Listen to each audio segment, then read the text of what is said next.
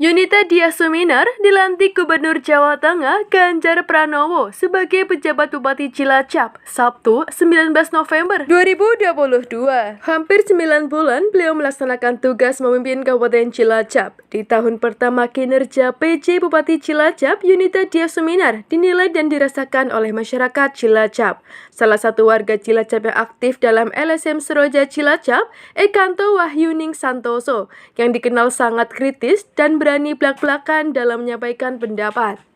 Ekanto juga menilai kinerja PJ Bupati yang diungkap melalui media. Beliau mengatakan kinerja pejabat Bupati Yunita Diasuminar selama ini positif, meski ada beberapa hal yang kurang pas.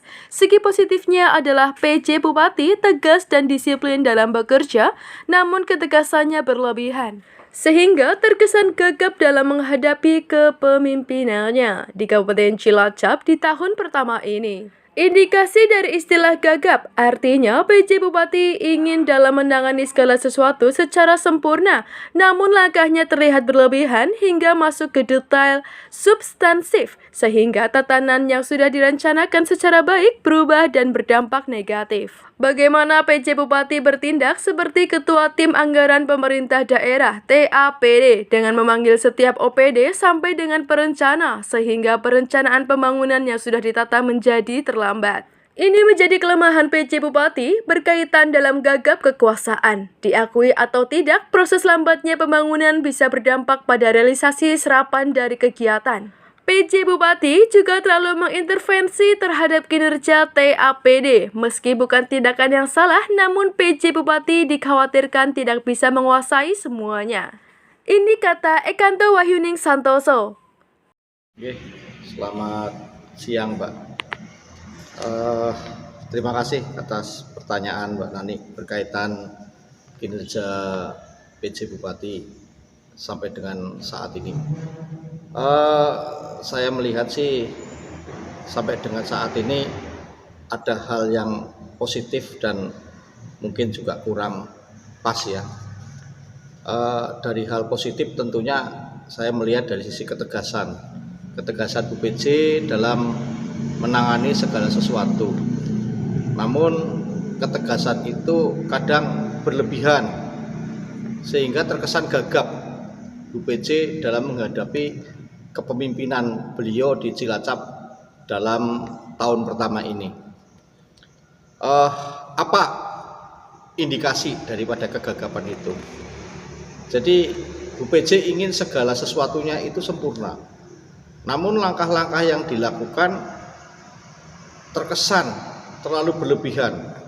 Bahkan saya melihat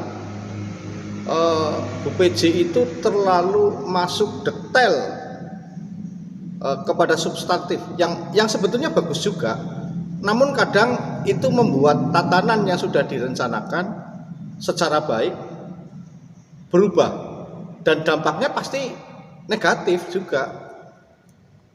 Bagaimana Bu PJ memerankan diri sebagai seperti seorang ketua TAPD, memanggil OPD, setiap OPD sampai dengan perencana, sehingga perencanaan pembangunan yang sudah ditata terlambat. Ini bagian dari kelemahan Bu PJ berkaitan dengan gagap kekuasaan. Jadi diakui atau tidak, lambatnya proses pembangunan yang berdampak pada realisasi serapan daripada kegiatan karena lambat itu karena memang terlalu intervensinya Bu PJ terhadap berkaitan kinerja TAPD. Sekali lagi itu bukan yang salah, namun Bu PJ tidak akan menguasai semuanya, tidak akan bisa menguasai semuanya. Namun mari kita lihat sampai dengan masa akhir masa jabatan. Walaupun sudah mendapatkan keluhan dari banyak pihak, Bu PJ kadang membuat kebijakan-kebijakan yang menjadi blunder, baik itu tentang Perbup berkaitan dengan bansus, ya, konsolidasi anggaran. Walaupun konsolidasi anggaran itu sendiri bagian dari semacam rekomendasi masukan dari KPK yang sebetulnya tidak mengikat. konsolidasi itu sendiri karena dilaksanakan dengan cara yang gagap sehingga menimbulkan korban kegiatan yang tidak selesai sampai dengan 100%. Itu yang pertama. Yang berikutnya adalah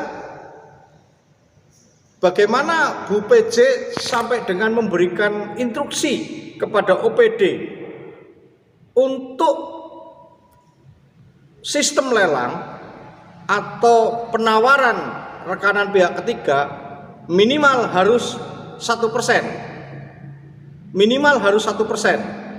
Sehingga ini membingungkan pihak-pihak ketiga, partner-partner pemerintah. Kalau menurut pandangan saya, selama itu masih di bawah HPS, saya pikir 1% itu tidak masalah. Bu PJ harus paham, 1% itu sangat berarti untuk hasil sebuah pembangunan, baik itu gedung, jalan, dan lain sebagainya. Jadi saya pikir Bu PJ itu memberikan instruksi, perintah berkaitan dengan nilai penawaran yang harus minimal di bawah 1%. Saya pikir itu juga blunder yang kesekian kalinya. Dan itu memperlihatkan bentuk kegagapan berikutnya daripada Bu PJ memimpin Cilacap ini. Demikian, Mbak Rani. Nandi Eko, Cilacap News memberitakan.